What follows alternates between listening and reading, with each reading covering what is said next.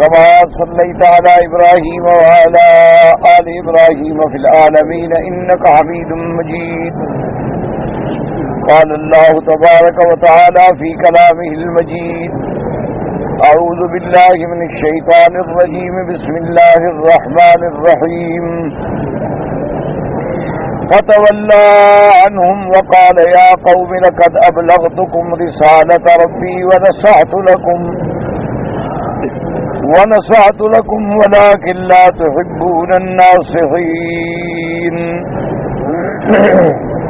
قال المؤلف والمفسر رحمه الله تعالى: هذا تقريع من صالح عليه السلام لقومه لما أهلكهم الله بمخالفتهم إياه وتمردهم على الله وإبائهم عن قبول الحق وإعراضهم عن الهدى إلى الأمى.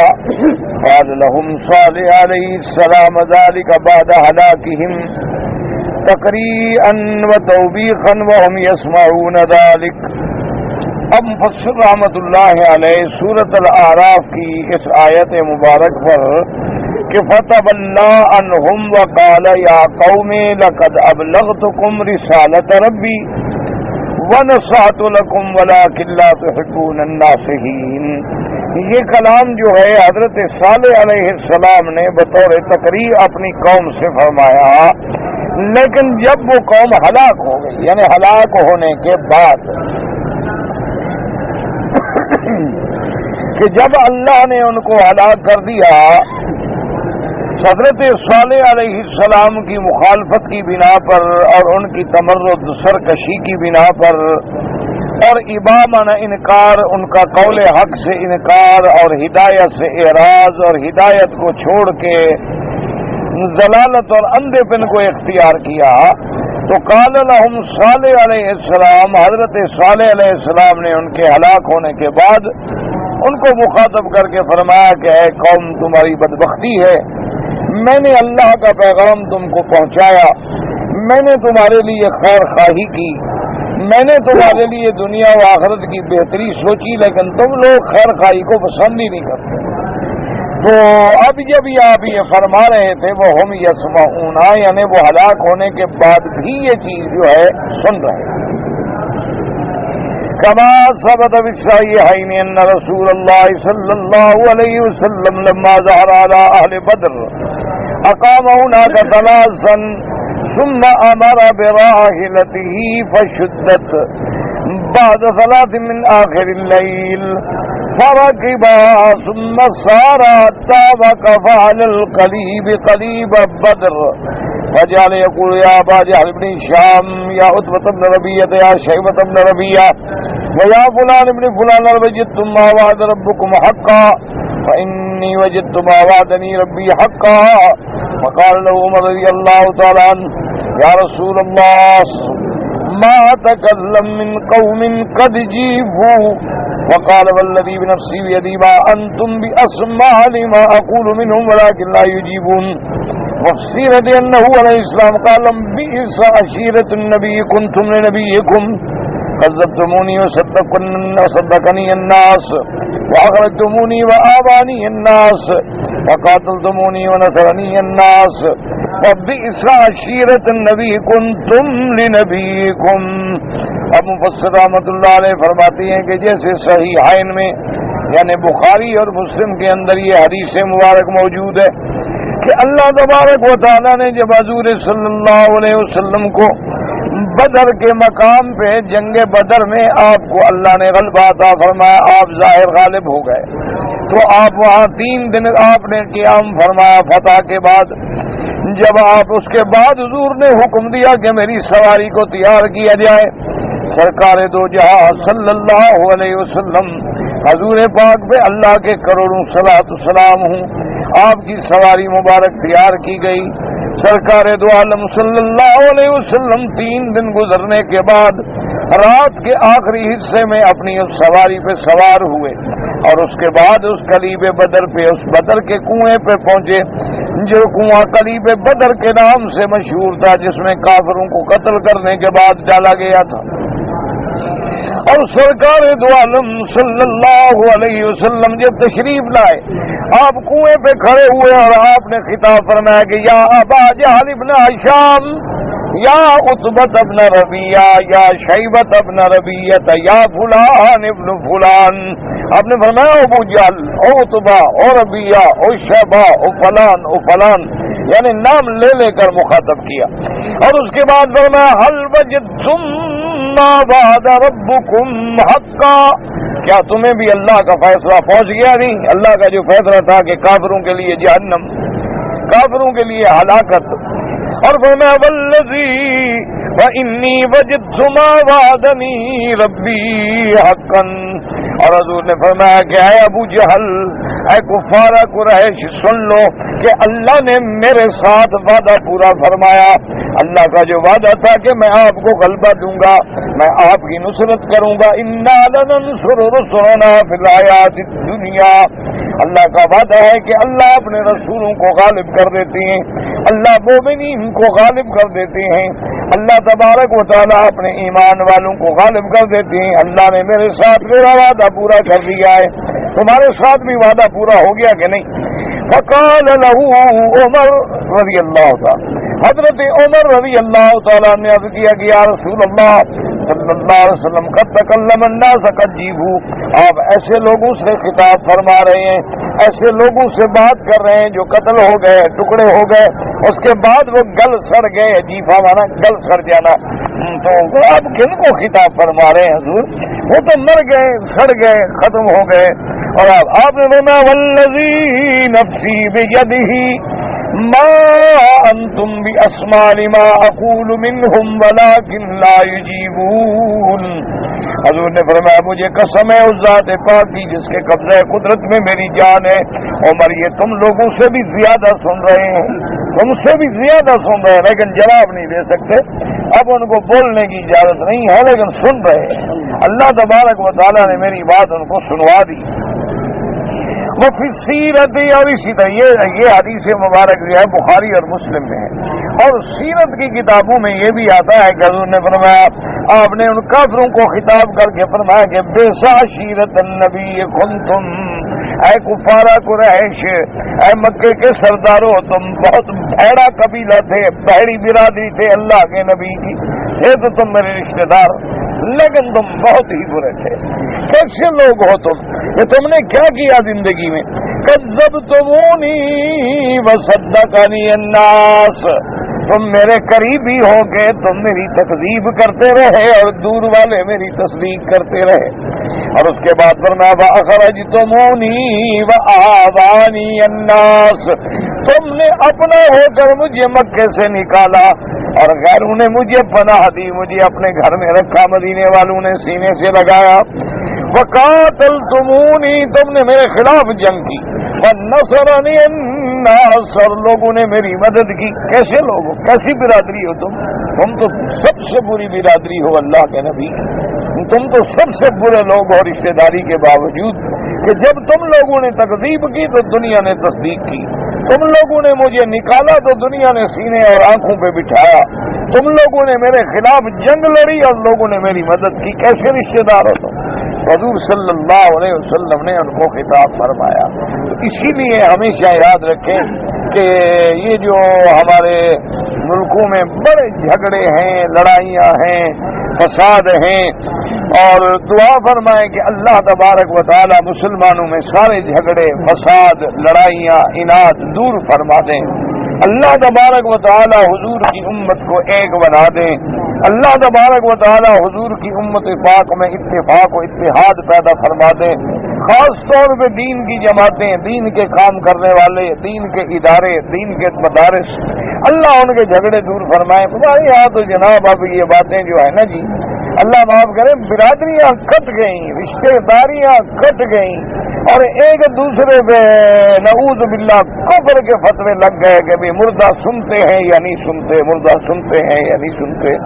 کچھ جماعتیں اس طرف ہو گئیں کہ نہیں سنتے ہیں، کچھ جماعتیں اس طرف ہو گئیں کہ سنتے ہیں. اور اس اختلاف کو اتنا بڑھایا، اتنا افراد و تفرید میں مبتلا ہو گئے، اللہ معاف کرے کہ دونوں پٹری سے ہٹ گئے. ایک نہ سننے والوں کی انتہا وہاں جا پہنچی کہ عذاب قبر ہی نہیں ہوتا، بات ہی ختم۔ اور سننے والوں کی انتہا وہاں جا پہنچی، انہوں نے کہا کہ اللہ کے نبی، صدیق، شہداء، اولیاء صرف سنتے نہیں، وہ تو اپنی قبروں میں زندہ ہیں، جہاں مرضی آئے چلے جائیں، جہاں مرضی آئے واپس آ جائیں، وہ وہاں پہنچ گئے۔ انا للہ و انا الیہ راجعون۔ اللہ تبارک و تعالی سے دعا فرمائیں کہ اللہ تبارک و تعالی سب کی ہدایت کے فیصلے فرما دیں۔ ایک بات ہمیشہ یاد رکھیں کہ یہ عالم دنیا ہے، اس سے پہلے بھی ایک عالم تھا جو عالم ارواح، جس میں اللہ نے تمام روحوں کو پیدا فرمایا اور روحوں کو جمع فرمایا، اور پھر باقاعدہ وہ بھی ایک عالم، باقاعدہ روحوں سے اللہ نے عہد لیا۔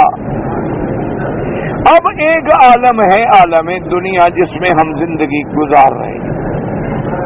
ہمارے مرنے کے بعد جب بندہ مر گیا اس کے لیے برزخ شروع ہو گئی، آگے آئے گا عالم برزخ۔ عالم برزخ جو ہے یہ عالم دنیا اور آخرت کے درمیان میں گویا ایک حاجز ہے۔ برزخ کا معنی ہوتا ہے ایک حاجز، یعنی درمیان میں جیسے آپ ایک دیوار کھڑی کر دیں کہ ادھر والے لوگ ادھر اور ادھر والے لوگ جو ہیں وہ ادھر ہو جائیں، یہ ہے حاجز۔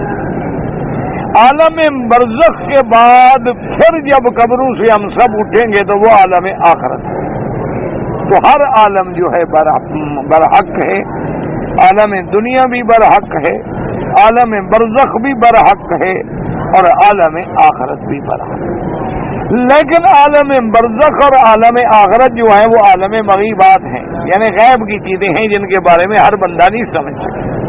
جو چیزیں غیب ہوں، جو چیزیں ہماری دسترس سے دور ہوں، جہاں ہماری نظر نہ پہنچ سکے، جہاں ہمارے عقول جو ہیں وہ نہ پہنچ سکیں، تو ان کا سمجھنا بھی ہمارے لیے بہت بڑا مشکل ہوتا ہے۔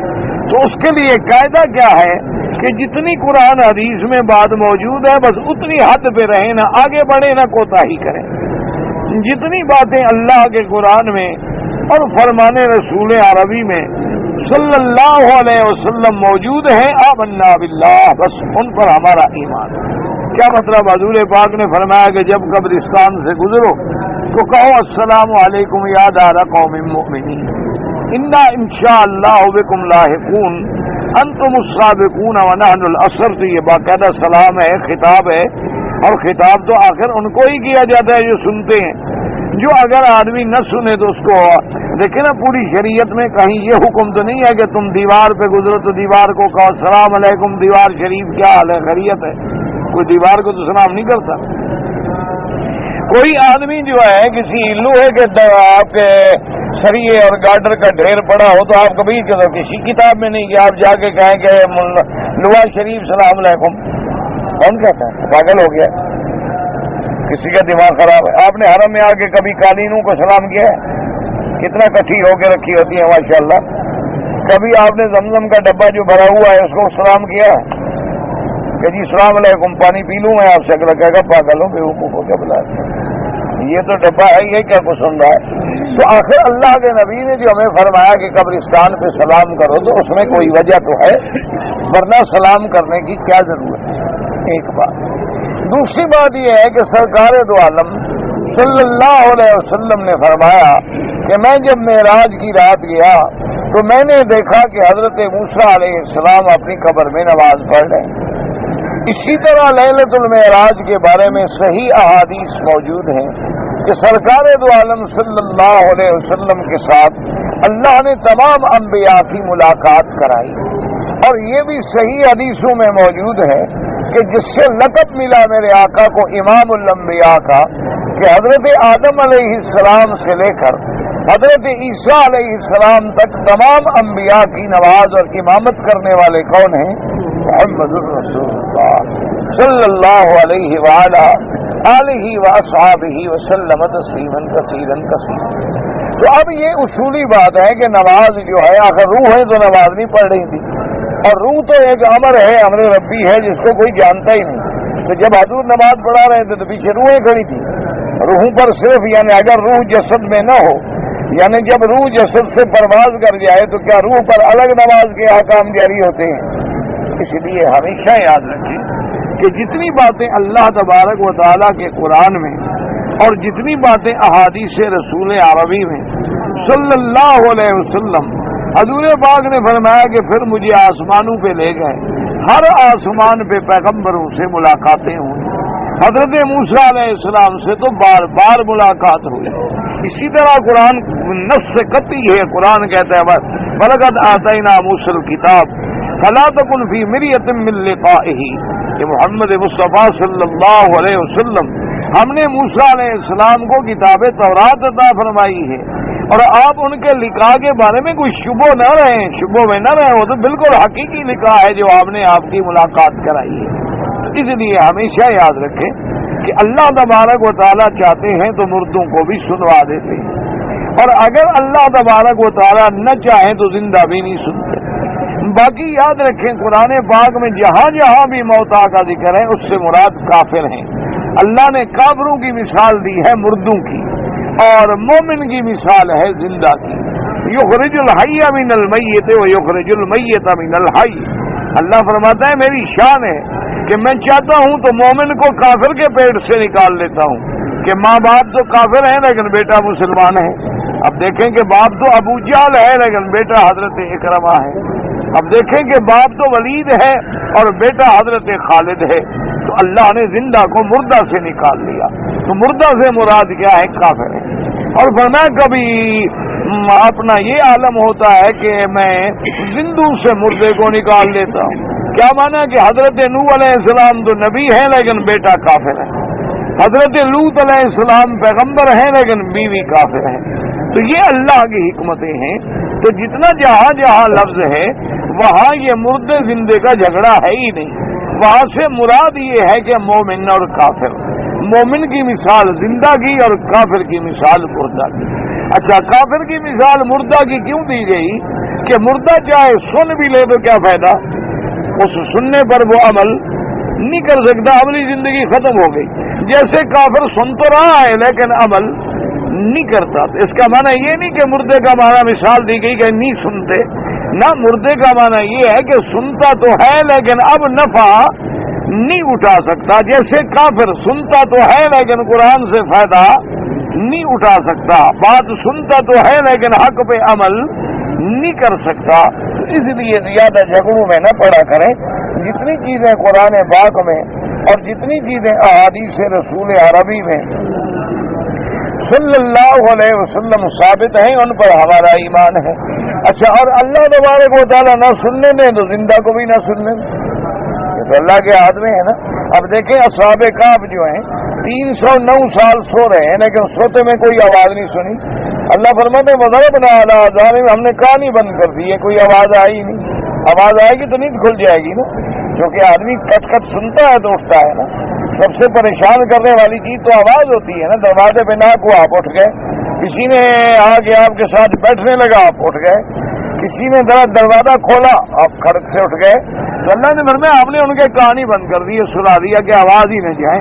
اب 309 سال زندہ سو رہے ہیں جناب، نیند میں ہیں، مر بھی نہیں گئے، موت نہیں آئی، زندہ ہے باقاعدہ۔ وَلَبِثُوا فِي كَهْفِهِمْ 300 سِنِينَ وَازْدَادُوا 9۔ اب جناب 309 سال کے بعد یہ آنکھیں مل کے اٹھ بیٹھے، السلام علیکم السلام، ایک دوسرے سے پوچھنے لگے یار سارے سو گئے، سب کو نیند آ گئی، کتنا سو گئے یار؟ بہت نہیں۔ انہوں نے کہا کہ بھائی بس معلوم ہوتا ہے پورا دن سو گئے۔ کسی نے کہا نہیں بھائی دن کہاں سوئے، اس وقت سورج ادھر تھا اب ادھر ہے، آدھا دن سوئے۔ تو 309 سال سوئے رہے ہیں حضرات، ابھی کہہ رہے ہیں کہ ہم تو ابھی آدھا دن سوئے، پورا دن نہیں سوئے۔ تو اللہ تبارک و تعالیٰ نے نہیں سننے دیا۔ تو یہ اللہ تبارک و تعالیٰ کے ہاتھ میں ہے کہ زندہ ہے، سو رہے ہیں، نہ سننے دے۔ اور اللہ تبارک و تعالیٰ اگر چاہے تو ٹکڑے ٹکڑے ہو گئے اور ان کو سنوا دے۔ تو یہ سارے معاملات جو ہیں جتنے قرآن میں ہیں اور جتنے احادیث رسول عربی میں ہیں صلی اللہ علیہ وسلم، بس اس سے تجاوز نہ کیا کریں، حد سے نہ نکلا کریں۔ جب آدمی حد سے نکلتا ہے تو پھر گمراہ ہو جاتا ہے۔ جب آدمی ضد میں آ جاتا ہے نا جی، اللہ تبارک و تعالیٰ معاف فرمائے، تو یعنی اب تو ایسی باتیں بھی ہونے لگ گئی، اللہ معاف کرے، کہ اگر کوئی آدمی کہے کہ مردہ سنتے ہیں تو وہ کافر ہو گیا، اچھا مولوی صاحب ایک کی تقریر میں سن رہا تھا، کہنے لگا کہ اگر صحابہ بھی یہ کہیں تو میں ان کو بھی نعوذ باللہ مسلمان نہیں مانوں گا، اللہ معاف۔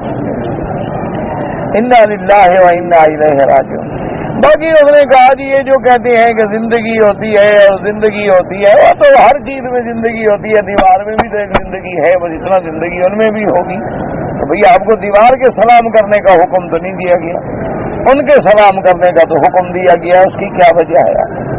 اور اسی طرح سرکار دو عالم صلی اللہ علیہ وسلم نے فرمایا کہ جب کسی اپنے بھائی کو قبر میں دفن کر لو تو فرمایا فاسألوا له التثبیت، اب اس کے لیے کھڑے ہو کے دعا مانگو کہ اللہ تبارک و تعالی جو ہے اس کو ثابت قدم رکھے۔ اسی طرح ایک صحابی نے وصیت کی کہ جب میری موت آ جائے، اپنے بیٹوں سے کہا کہ جب مجھے دفن کر لو تو اتنی دیر میری قبر پہ کھڑے رہنا جتنی دیر میں ایک گوشت اونٹ کا تقسیم ہوتا ہے، تاکہ میں تمہارے کھڑے ہونے سے کچھ آدمی مانوس ہوتا ہے نا کہ بھی اپنے بیٹھے ہوں تو تسلی ہوتی ہے نا، تو میں سوال جواب میں کامیاب ہو جاؤں۔ اس لیے اللہ تبارک و تعالی کبھی بات بتلا دیتے ہیں اور کبھی بات سنوا دیتے ہیں اور کبھی بات نہیں سنواتے۔ اللہ چاہے تو زندوں کو بھی نہیں سنواتے اور اللہ تبارک و تعالی چاہے تو مردوں کو بھی سنوا دیتے۔ اب دیکھیں نا قرآن کہتا ہے لہم قلوب لا یفقہون بہا ولہم اعین لا یبصرون بہا ولہم آذان لا یسمعون بہا، کہ میرا مدنی محمد مصطفیٰ یہ کافر لوگ ایسے ہیں ان کے دل تو ہیں لیکن سمجھتے نہیں، ان کی آنکھیں تو ہیں لیکن دیکھتے نہیں، ان کے کان تو ہیں لیکن سنتے نہیں۔ اب کیا مانا سنتے نہیں تھے کافر؟ سنتے تھے، مانا یہ ہے کہ جب سننے پر عمل نہ ہو تو گویا جیسے آپ اپنے بیٹے کو نصیحت کریں کہ بیٹا یہ فلاں کام نہ کرو نہ کرو نہ کرو نہ کرو، اور اس کے بعد کوئی آپ سے پوچھے کب کہہ دیو تو میری بات سنتا ہی نہیں۔ اب مانا کیا ہے کہ جب وہ مانتا نہیں تو گویا سنتا ہی نہیں، جب اس پہ عمل ہی نہیں کرتا تو گویا سنتا ہی نہیں۔ یہ معنی نہیں ہوتا کہ وہ سنتے نہیں، اسی لیے استماع اور اسماع میں فرق ہوتا ہے۔ اسماع کا معنی ہی یہ ہوتا ہے کہ سننا اور اس پہ عمل کرنا۔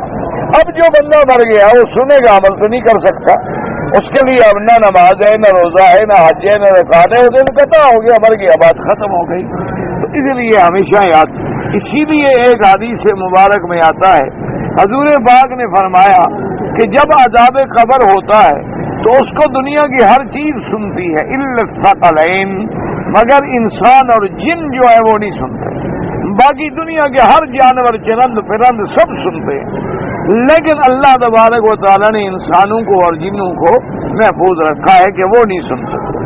اچھا اسی طرح یاد رکھیں ہم چھوٹے چھوٹے ہوتے تھے نا، اپنا دیہاتوں میں جب رہتے تھے، ہم دیہاتی لوگ ہیں، پینڈو لوگ ہیں ہم، تو وہاں جب رہتے تھے تو ہم دیکھتے تھے کہ اگر کبھی گھوڑی کو پیٹ میں درد ہو گیا تو وہاں پرانے جو ہوتے تھے نا بوڑھے زمیندار تجربے کار، وہ کہتے یار اس کو ذرا قبرستان لے جاؤ۔ تو ہم حیران ہوتے تھے کہ گھوڑی کو قبرستان کیا کرنے کے لیے لے جاتے؟ تو پھر ان سے ہم پوچھتے کہ کیا بات ہے؟ کہا جی یہ قبر میں جاتی ہے قبرستان میں تو اس کا درد جو ہے ختم۔ وجہ کیا تھی کہ جب وہ عذاب قبر ہوتا ہے سنتی ہے تو اس کو اپنا درد بھول جاتا ہے۔ اصل بات یہ ہوتی ہے نہیں کہ مردہ کوئی خیر کر دیتا ہے یا مردہ کوئی شفا کر دیتا ہے، وہ ڈر کے مارے درد بھول جاتا ہے۔ جو عذاب ہو رہا ہے اس کا خوف اتنا طاری ہو جاتا ہے، دہشت اتنی طاری ہو جاتی ہے۔ اب دیکھیں نا ایک بندے کے سامنے موت آ جائے تو سر کا درد کیا یاد رہے گا؟ سر کا درد تو بھول جائے گا، جب موت سامنے آ گئی تو سر درد کا کیا کریں گے؟ تو اس لیے ہمیشہ یاد رکھیں۔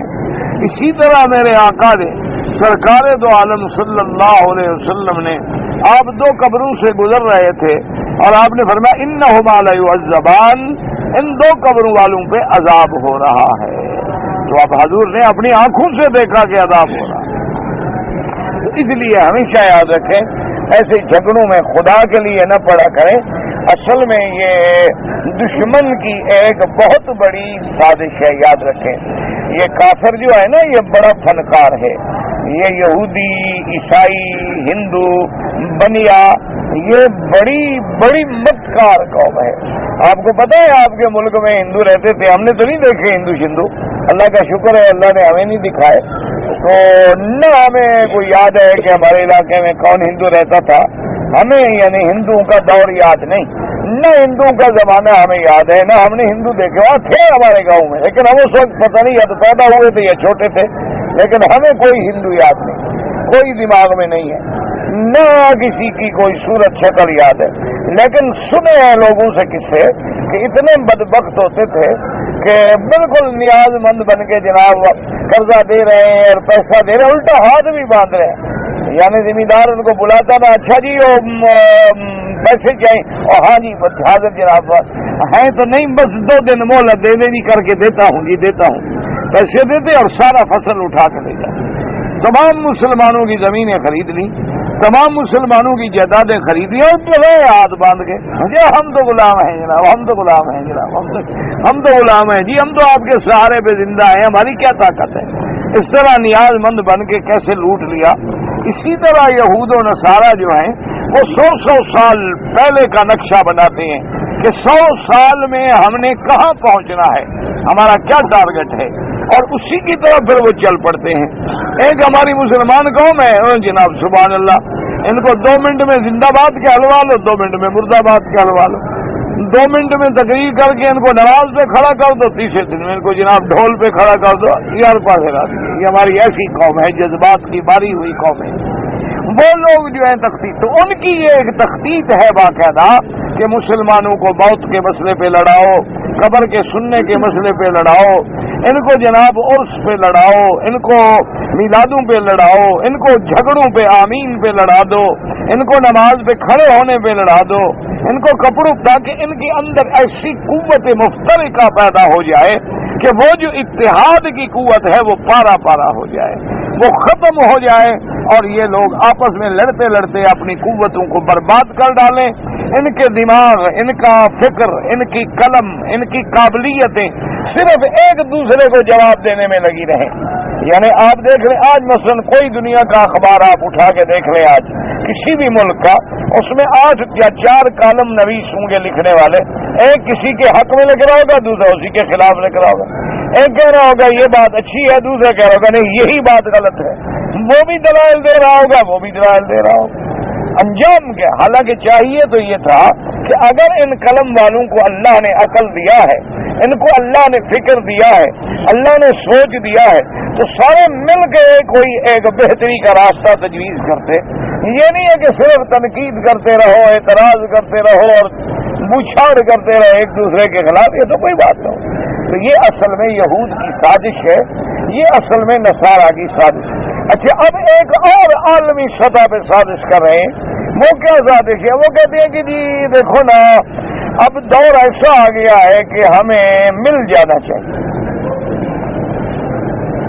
اب ایک اور سازش شروع ہو گئی.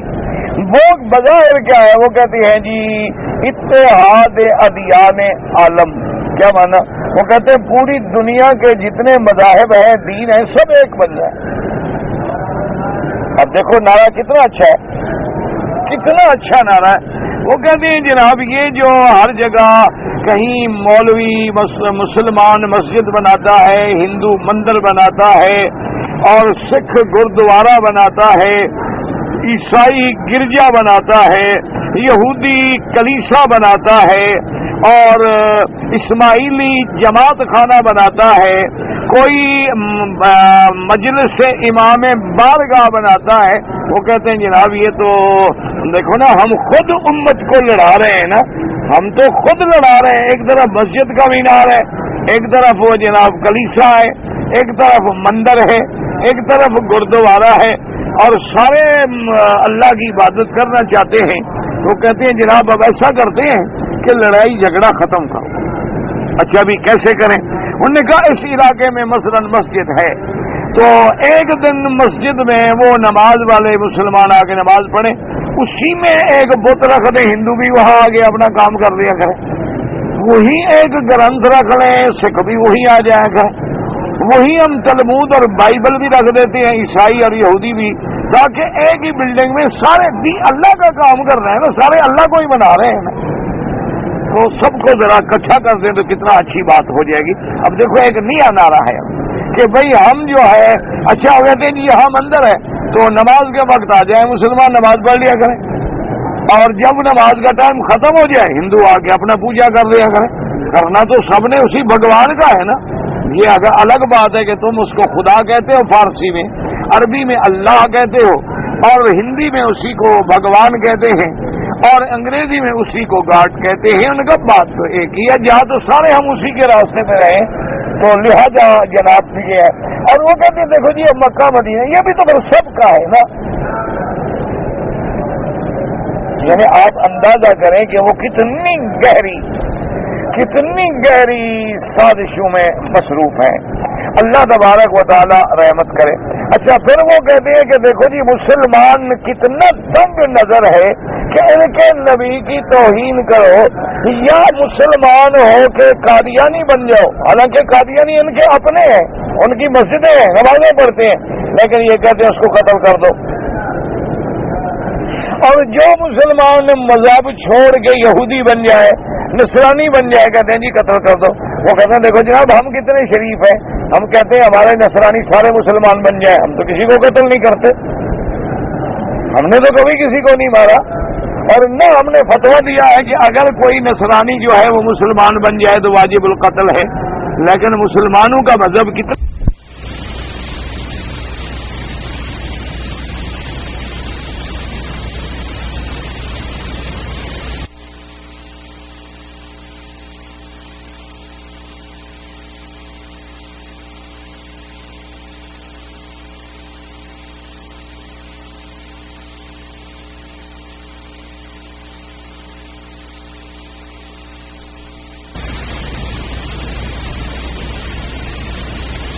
ہیں کہ ان کے پاس تو ماں سوائے قتل کے خون کے کوئی مسئلہ نہیں کہ گوشت کھاؤ اور گوشت کاٹو.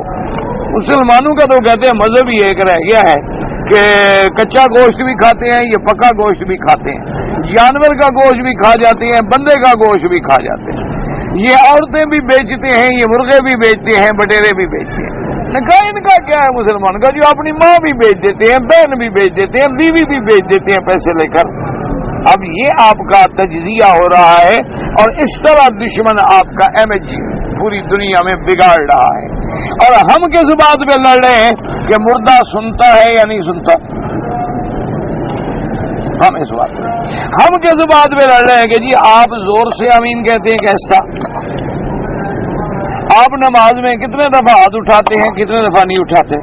ہم اس پہ لڑ رہے ہیں. دشمن کی سوچ دیکھیں کہ دشمن کہاں پہنچ گیا. ضرورت تو یہ تھی کہ ہماری تمام جماعتیں تمام اختلافات کو بلا کر ان دشمنان اسلام کی بات کو سامنے رکھتے, ان دشمنان اسلام کے جو پروگرام ہیں ان کو سامنے رکھتے, ان دشمنان اسلام کے مسائل کو سامنے رکھ کے قوموں کو جواب دیتے, ان کو سمجھاتے. اب وہ پورے عالم میں خواتین کی کانفرنس کر رہے ہیں اور کئی ہو گئی ہیں, کئی ہو رہی ہیں, کئی آئندہ ہوں گی. ان میں حقوق انسانی, دیکھو کتنا بڑا لفظ ہے, حقوق انسانی, انسانیت کے حقوق. وہ کہتے ہیں کہ جناب یہ ہے کہ ایک عورت جو ہے اگر خامند اس کو طلاق دے سکتا ہے تو عورت کے حقوق کہاں گئے, عورت بھی طلاق دے سکتی, اس کے بھی تو حقوق انسانیت ہیں, وہ بھی تو انسان ہے, اس کو آپ نے کیوں جانور بنا دیا. اچھا اگر آپ 4 عورتیں رکھ سکتے ہیں تو عورت بھی 4 خامد رکھ سکتی ہے. آپ اگر اپنا ٹیسٹ تبدیل کرنا چاہتے ہیں تو اس کو بھی تو حق دیں. تو کہتے ہیں یہ دیکھو جی برابری کی بات ہے نا, مساوات ہے نا, تم بھی 4 عورتیں رکھو اور ہماری عورتیں جو ہیں ان کو اجازت ہو وہ بھی 4 خامد رکھیں. یہ اچھا وہ کہتی ہیں جی ایک عورت کو حمل ہو گیا ناجائز, تو اس کو گرانے میں آپ کو کیا تکلیف ہے, آپ کو کیا تکلیف ہے اس کا حمل کرنے کی, اس کی آزادی ہے. کیونکہ ابھی چھوٹی سی عمر کی ہے اور پھر حاملہ ہوئی ہے بزنا اور بچہ پیدا ہوگا تو اس بچے کا پرابلم کون سنبھالے گا, اس کی ذمہ داری کون لے گا. نہیں اب گرانا ہے تو گرانے دو, کوئی سی بات نہیں, اس کو قانون بنا دو. اور دوسرا وہ یہ کہتے ہیں جی مرد بڑی بے وفائی کرتے ہیں, اگر عورت سے شادی کرنا چاہے تو آپ کو کیا تکلیف ہے. اور وہ کہتے ہیں جی اچھا بعض مرد جو ہے نا وہ عورتوں سے بڑے جلے ہوئے ہیں, وہ کہتے ہیں عورتیں بڑی مکار ہیں, غدار ہیں, چلو مردوں کو مردوں سے شادی کرنے دو, انسانی حقوق ہے, آزاد ہے نا. آپ دیکھ لیں کہ آپ کو قوم کہاں لے جا رہی ہے, دنیا کہاں لے جا رہی ہے, اور آپ کہاں لڑ رہے ہیں. آپ اس جھگڑے میں ماشاءاللہ لڑ رہے ہیں کہ جناب ہمارا مینار مسجد کا کتنا اونچا ہو.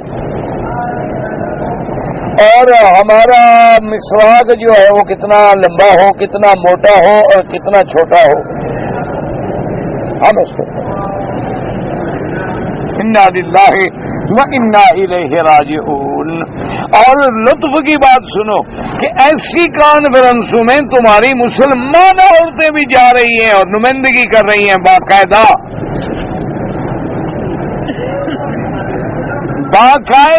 مسلمان عورتیں ماشاءاللہ بڑے بڑے اونچے گھرانے کی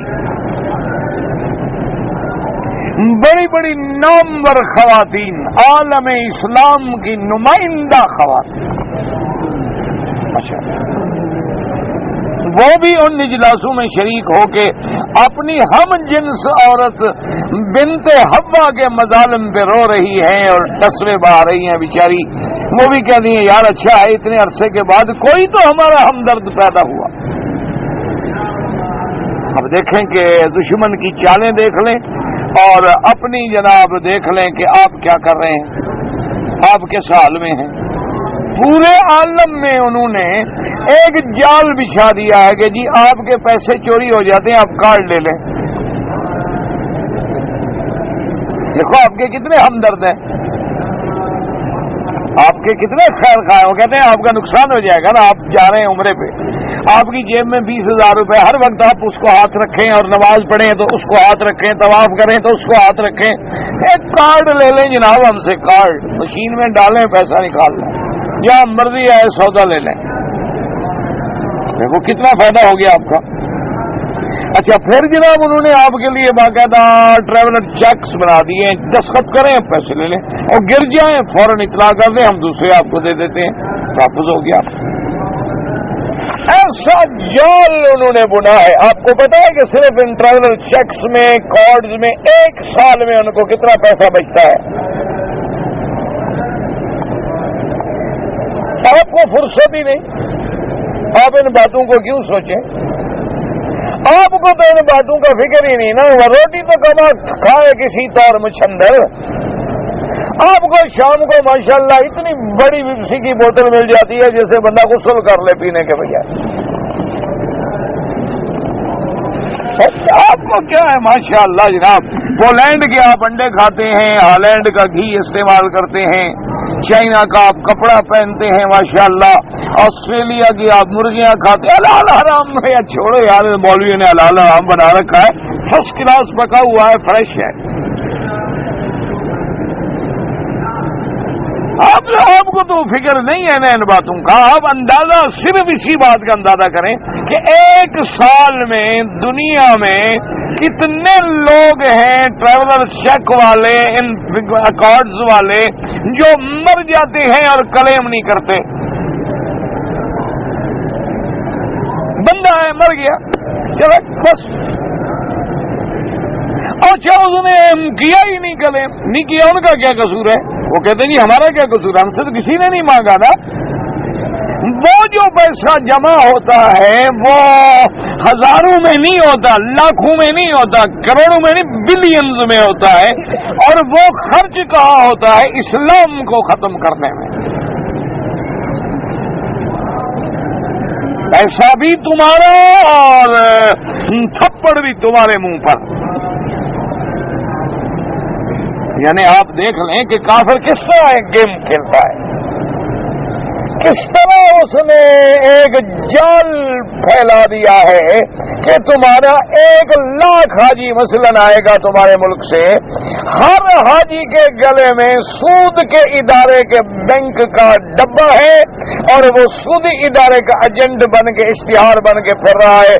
MCB اور LEB، پتہ نہیں ULB، پتہ نہیں کیا کیا بلائے ہیں، UBL، پتہ کیا کیا ہے، اور وہ اسی حرام کے ڈبے میں زمزم پیتا ہے۔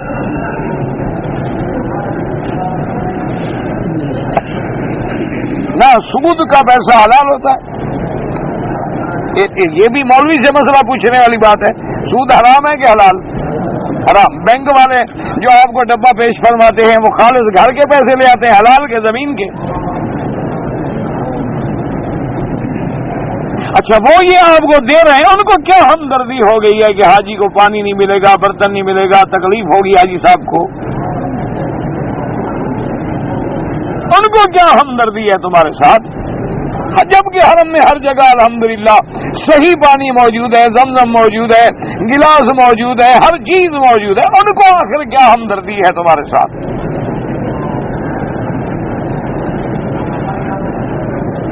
تو پھر ہمارا وہ لبیک ادھر لبیک اور ادھر ڈبہ حرام والا پانی اسی سے۔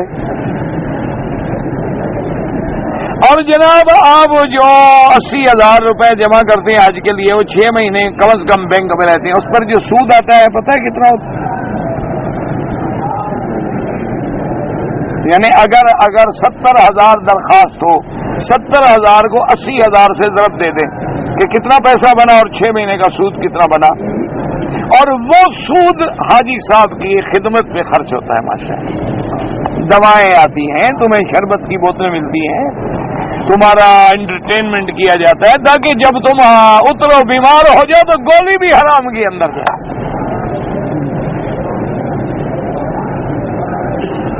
کیوں آخر دیکھو نا جی، ہم 20 لاکھ آدمی کھڑے ہوتے ہیں عرفات میں، رو رو کے دعائیں مانگ رہے، اللہ میاں کشمیر کی مدد فرما، اللہ میاں بیت المقدس کو آزادی فرما، کچھ بھی نہیں ہوتا۔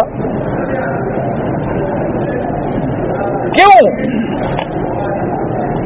کیا وجہ ہے کہ اللہ مسلمانوں کی نہیں سنتے؟ 20 سے لے کر کم از کم یعنی 18 سے 20 لاکھ کے تقریباً بندے جو ہیں وہ رمضان کی 27 کی رات یا ختم قرآن کی رات میں کھڑے ہوں، سامنے کعبہ ہو، دھاڑے مار مار کے رو رہے ہوں، لیکن ایک ہندو بھی نہیں مرا۔ وہ اور اونچا ہو رہا ہے، اس کی طاقت اور بڑھتی جا رہی ہے، اس کے کسی توپوں میں کیڑے نہیں پڑے۔ اور ہمارے جناب عقیدے ہیں ماشاءاللہ کہ جناب جب جنگ ہوگی نا ہندو کے ساتھ اور بم مارتا ہے نا، ہمارے پیر قبر سے نکل کے پکڑ لیتے ہیں۔ اسی لیے تو لاہور پہ بم گرے نہیں نا، داتا صاحب سارے پکڑتے رہے۔ اور 71 میں پیر بھی ناراض ہو گئے، قبروں والے بھی ناراض ہو گئے، باہر والے بھی ناراض ہو گئے۔ انا للہ و انا الیہ راجعون۔ سوچ لیں گے ہم کیا کر رہے ہیں اور دشمن کیا کر رہا ہے۔ ہم ایک دوسرے کا گلا، لڑائی اور ان مسائل پہ ایمان سے کہیں چلو جی مردے سنتے ہیں۔ حضرت شاہ جی رحمت اللہ علیہ نے ایک دفعہ بڑی مذاق سے اچھی بات کی، اللہ ان کی قبر پہ رحمت کرے۔ حضرت بخاری تقریر فرما رہے تھے تو کسی نے یہ مسئلہ پوچھا، اس نے کہا جی مردے سنتے ہیں، انہوں نے کہا میری تو یہ زندہ بھی نہیں سنتے۔ انہوں نے کہا تو مردوں کا مسئلہ کسی اور مولوی سے پوچھ لینا۔ انہوں نے کہا ان کو تقریر کرتے کرتے میرے گلے سوکھ گئے ہیں، یہ میری تو یہ نہیں سنتے جو زندہ موجود ہیں سامنے بیٹھے ہیں۔ انہوں نے کہا مردے کو سننے والا مسئلہ اور مولوی سے ڈھونڈ لینا، خدا خوف کرو، میری تو زندہ بھی نہیں سنتا ہے۔ تو آج مسئلہ یہ ہے، ایمان سے کہیں اچھا ایک مسئلے پر لڑائی جر کہ جی پہلا نمبر حضرت صدیق کا ہے یا حضرت علی کا ہے، اس پہ لڑائیاں ہیں کہ نہیں ہیں؟ اچھا چلو مان لیا جی حضرت صدیق کا ہے، چلو ہم نے مان لیا حضرت علی کا، کیا کرو گے؟ ابھی دے دو گے ان کو بلا کے؟ نہ، اس مسئلے کو جو حل کریں، چلو ہم ایک پارٹی کی بات مان لیں تو کیا فائدہ ہو جائے گا؟ نہ اب حضرت صدیق سے خلافت چھین کے حضرت علی کو کرسی پہ بٹھا دو گے؟ تو جو اب ضرورت ہی نہیں ہے تو اس میں لڑنے کا کیا مطلب؟ اچھا جی حضرت حسین رضی اللہ تعالی عنہ شہید ہو گئے، اللہ ان کے درجات بلند فرمائے۔ ہم اسی بات پہ لڑ رہے ہیں کہ جی یزید حق پہ تھا یا نہ حق پہ تھا، حضرت حسین مظلوم تھے یا بغاوت کر رہے تھے، اور جناب پھر یزید پہ لعنت جائز ہے یا ناجائز ہے؟ آپ مجھے بتائیں ان باتوں سے آپ کا کیا فائدہ ہے؟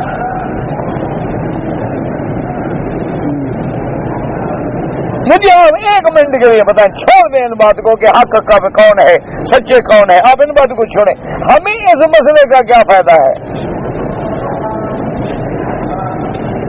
کوئی فائدہ ہے؟ قبر میں ہم سے پوچھیں گے کہ کون حق پہ تھا، حشر میں اللہ پاک ہم سے یہ مسئلہ پوچھیں گے، سوال پوچھیں گے۔ ہماری جنت جہنم کا اس سوال سے کوئی تعلق ہے؟ تو لڑائی کس بات کی؟ جگہ اس بات کا تو کبھی غور تو کریں، خدا کے لیے کبھی سوچیں تو صحیح کہ بھی ہم کن باتوں پہ لڑ رہے ہیں، ہم کن مسائل میں الجھ گئے ہیں۔ اب دیکھیں اللہ کے پیغمبر ہیں، ان کی انتہا دیکھیں کہ قومیں عذاب آ گیا، برباد ہو گئی، تباہ ہو گئی، لیکن پھر بھی اللہ کا نبی کھڑا ہے اور کہتا ہے بدبخت قوم، میں نے تو خیر خواہی کی لیکن تم نے نہ مانا۔ یعنی اللہ کے نبی کو اب بھی درد ہے کہ یہ قوم کیوں برباد ہو گئی۔ تو جو اللہ کے نبی ہیں یا انبیاء کے علماء وارث ہیں، ان کو امت کا درد ہوتا ہے، وہ امت کو بچانا چاہتے ہیں، وہ امت کو ملانا چاہتے ہیں، وہ امت کو لڑانا نہیں چاہتے، وہ امت کو بگاڑنا نہیں چاہتے۔ ان کے دلوں میں امت کے لیے درد ہوتا ہے کہ اللہ کرے کسی طرح مسلمان صراط مستقیم پہ آ جائے۔ تو اس لیے ہمیشہ یاد رکھیں۔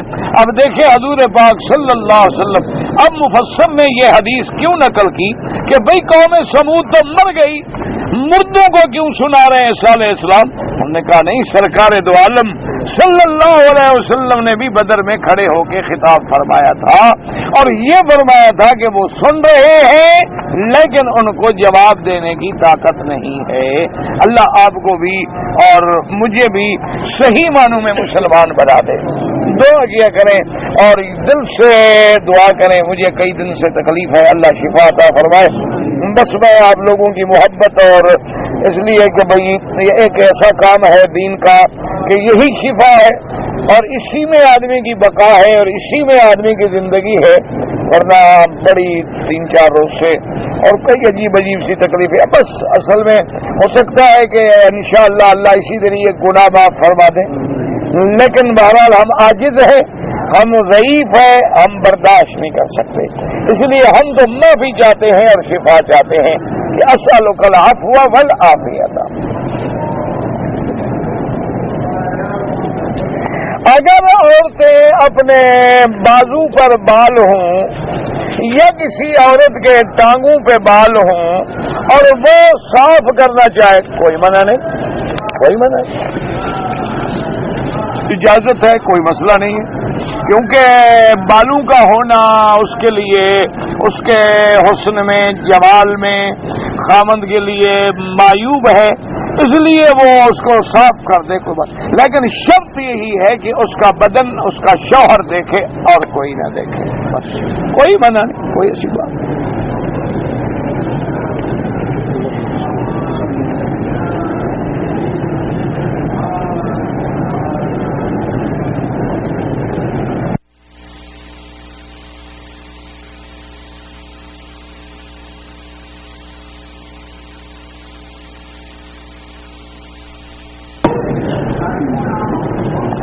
کہتا جی ایک کاروبار میں نے 50,000 لگائے، ایک شخص نے 1 لاکھ لگائے، تو 1.5 لاکھ سے ہم نے کاروبار شروع کیا۔ اس نے مجھے یہ کہا تھا کہ بھی جتنا منافع ہو مجھے دے دینا۔ میں نے اپنے دل میں فیصلہ کیا ہے کہ جتنی منافع ہوگا اس کا 25% جو ہے میں اس کو دوں گا۔ یہ بالکل غلط بات ہے، بالکل ناجائز بات۔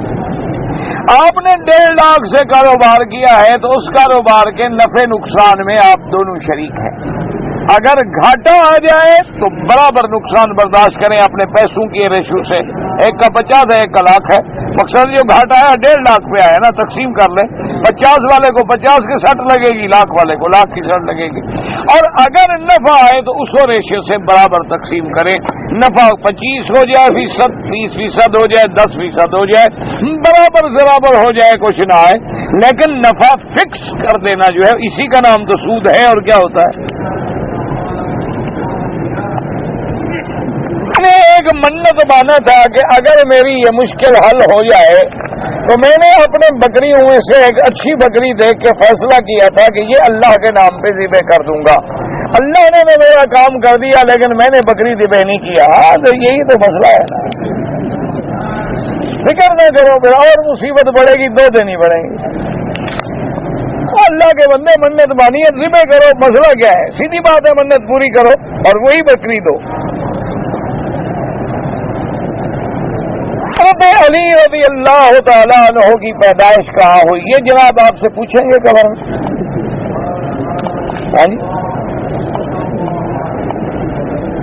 میں آپ سے اگر قیامت میں پوچھنا ہو تو پھر تو میں جگہ آپ تلاش کر دیتا ہوں، اور اگر یہ سوال آپ سے کسی نے نہیں پوچھنا، ایک دماغ میں ڈال دیا کہ علی کعبے کے اندر پیدا ہوئے، کعبے کے اندر، نبی کعبے کے باہر پیدا ہوئے تو نبی سے افضل ہو گئے نا؟ کیا خیال ہے آپ کا؟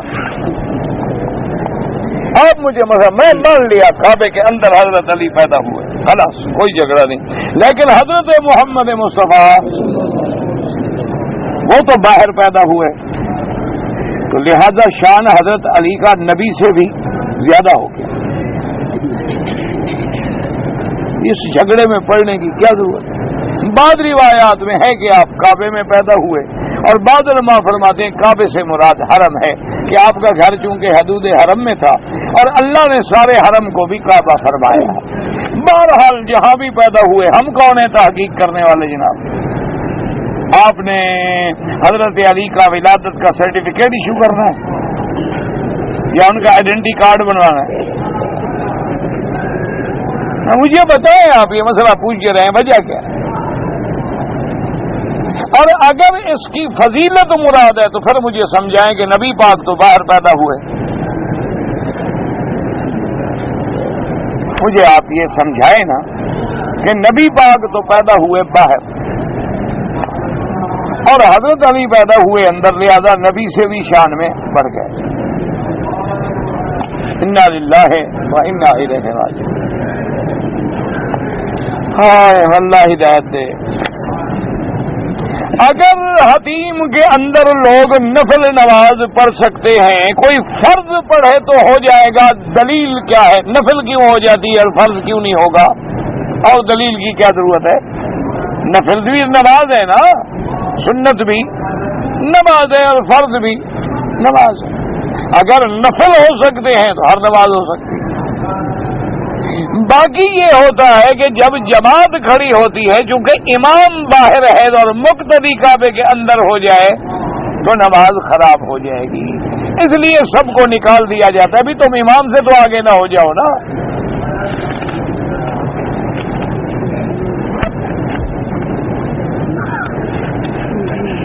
مکہ مکرمہ میں آیا ہوں اور اگر میں عمرہ کرنا چاہوں، پہلی بات تو یہ ہے کہ مکے میں آنے کے بعد افضل یہ ہے کہ طواف کرو، اور اگر آپ نے عمرہ کرنا ہے تو پھر بہتر یہ ہوتا ہے کہ جب مدینے پاک جاؤ اور واپس آ رہے ہوتے احرام باندھ لو، یا طائف چلے جائیں تو میقات ہے پھر بھی احرام باندھ لیں، ورنہ اہل مکہ اگر چاہے تو عمرہ تو کر سکتے ہیں، لیکن افضل ان کے لیے یہی ہے کہ طواف کریں۔ افضل عمرہ وہ ہوتا ہے جو باہر ملک سے آتے ہوئے یا باہر سے آتے ہوئے آپ میقات سے احرام باندھیں۔ اگر بیوی حاملہ ہے اور مثلاً اس کی حمل کے آخری مہینے ہیں تو کیا میاں بیوی جو ہے ہم بستری کر سکتے ہیں؟ شریعت میں کوئی منع نہیں۔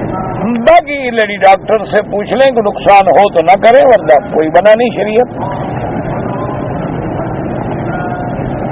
ہمارا کام ہے ایک دکان پہ، اور رات کی جو ہماری ڈیوٹی ہے وہ بہت لیٹ ختم ہوتی ہے اور ہم بہت لیٹ سوتے ہیں اور فجر کی نماز جو ہے وہ رہ جاتی ہے۔ دکان کا کام تو آپ کا نہیں رہتا کہ تنخواہ لینی ہے نا آپ نے، اللہ کا کام رہ جاتا ہے، وہ دیر ہو جاتی ہے۔ ایک نماز چھوڑنے کا اللہ معاف کرے 80 ہوا ملے گا جہنم میں۔ یہ کیا ہے؟ نماز پڑھ کے سوئیں، کچھ ہو جائے، دیر سے فارغ ہوں یا جلدی فارغ ہوں۔ جو لوگ کہتے ہیں کہ سید ختم ہو گئے، کچھ کہتے ہیں کہ ہیں، اس میں کیا جھگڑا ہے بھائی؟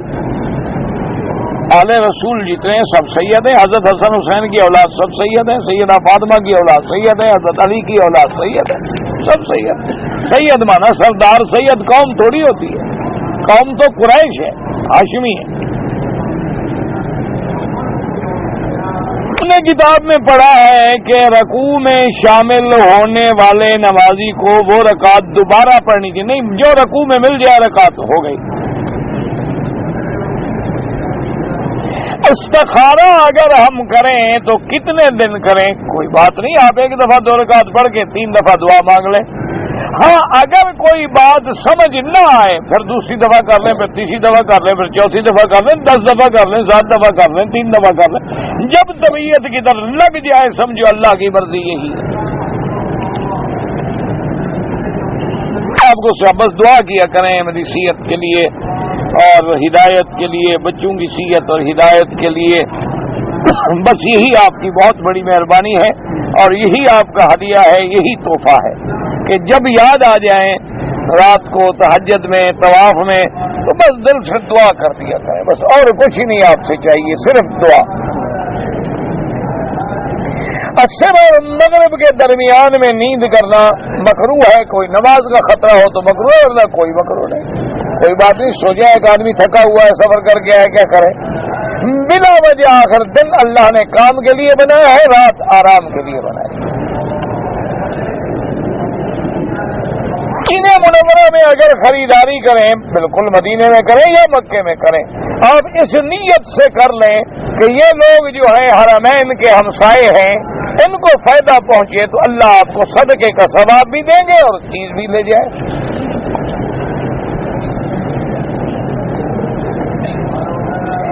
کہ ہم نے سنا ہے کہ دنیا کی حفاظت کے لیے 40 ابدال اللہ نے پیدا کیے، نہ قرآن میں ہے نہ حدیث میں ہے، آپ نے پتہ نہیں جس سے سنا ہے اسی سے پوچھو۔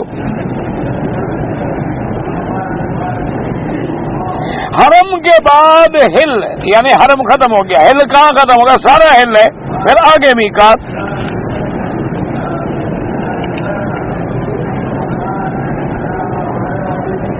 کہتے ہیں جی بعض لوگ جب ایک دوسرے سے جدا ہوتے ہیں تو بائی بائی کہتے ہیں، تو اچھی بات ہے نا جی، جب باپ مرے اس کو بھی ایسے کہنا بائی بائی،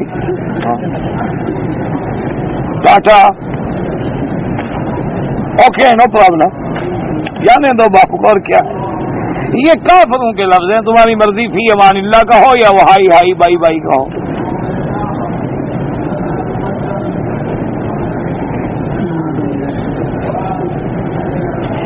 میں باقاعدہ الحمدللہ نمازیں پڑھتا ہوں، لیکن جب میں دوستوں کے پاس جاتا ہوں تو وہ مجھے گانے سنواتے ہیں، ایسے دوستوں کے پاس نہ جایا کریں، ایسے لوگوں سے بچیں۔ حضور نے فرمایا یہ مضامین شیطان ہیں۔ حضرت عمر ایک دفعہ جا رہے تھے کہ دور سے کوئی آواز آ رہی تھی ڈھول بول کی، آپ نے انگلیاں دے دی کان میں کہ خدا اس کی آواز بھی نہ سنوائے۔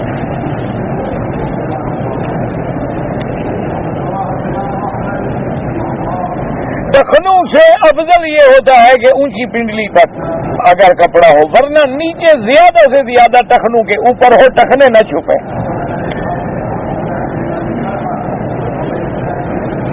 7ویں دن بچے کے سر پہ اسرا پھروا کے اس کے بالوں کے وزن کے برابر چاندی صدقہ کیا جائے، ہاں بالکل بالکل ضروری ہے، سنت ہے، وہ صدقہ کریں اور نام بھی رکھیں اور سر پہ اسرا بھی پھروائیں، عقیقہ بھی کریں، لڑکا ہو تو 2 بکرے یا 2 دمبے، لڑکی ہو تو 1۔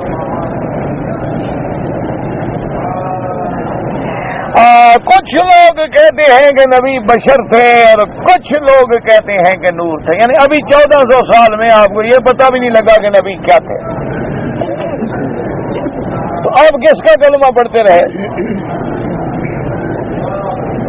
انا للہ و انا الیہ، یہ تو قرآن کا مسئلہ ہے، قل انما انا بشر مثلکم، اللہ نے فرمایا اعلان کر دے نبی کہ میں بشر ہوں، اور ہر بندے کو پتا ہے کہ محمد ابن عبداللہ ابن عبد المطلب، حضور کے ابے کا نام عبداللہ تھا، اماں کا نام آمنہ تھا، دودھ پلانے والی کا نام حلیمہ تھا، چاچے کا نام ابی طالب تھا، دادے کا نام عبد المطلب تھا، تو بچہ بچہ جانتا ہے، پھر بشر ہونے میں کیا شبہ ہے؟ پھر کیا شبہ ہے آپ؟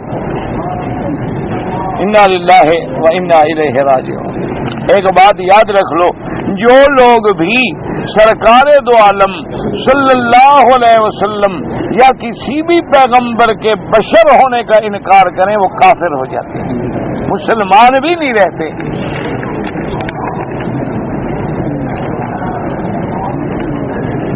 دعا سیدھی اللہ سے مانگا کریں۔